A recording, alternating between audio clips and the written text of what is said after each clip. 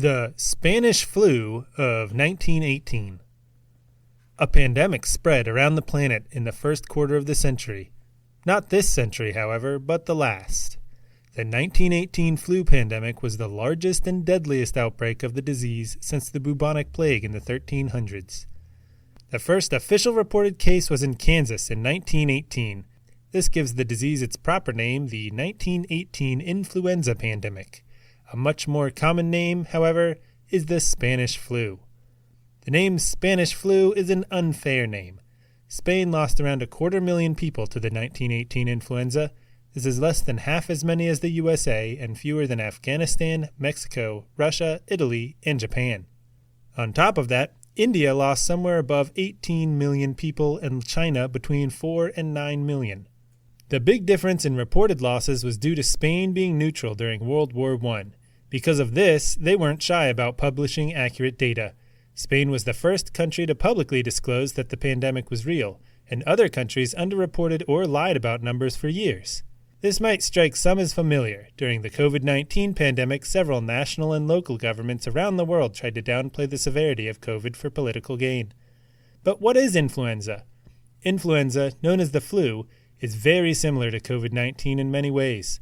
It's a viral infection, and its primary symptoms are cough, fever, joint pain, headache, body aches, and others. However, more serious complications such as pneumonia, liver damage, or brain problems can be triggered by influenza.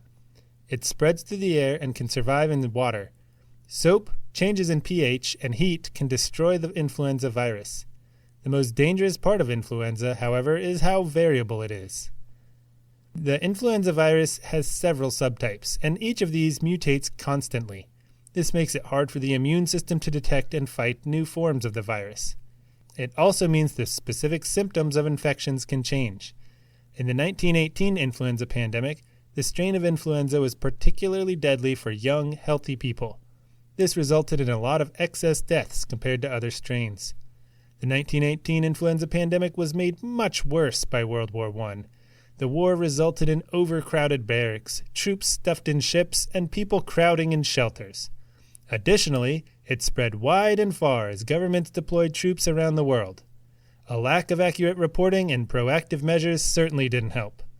The biggest difference between then and now was medicine. 1918 was over 100 years ago, but in the realm of medicine it may have well have been much longer. Viruses were only discovered around 20 years prior, and there were no effective ways to fight them.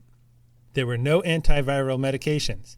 For patients that developed pneumonia, there were no ventilators and no antibiotics. On top of this, there was no influenza vaccine.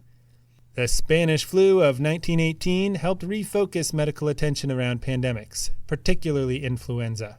In the early 1930s, new vaccines were being developed from chicken eggs, and less than 10 years later, the first experimental influenza vaccines were developed. Today, our yearly flu shots come from a direct line of response from the 1918 influenza pandemic. A century later, we have come a long way with medical advances, and since we know the influenza virus mutates regularly, the best way to help continue the fight against it is to participate in a clinical trial for the latest flu vaccines.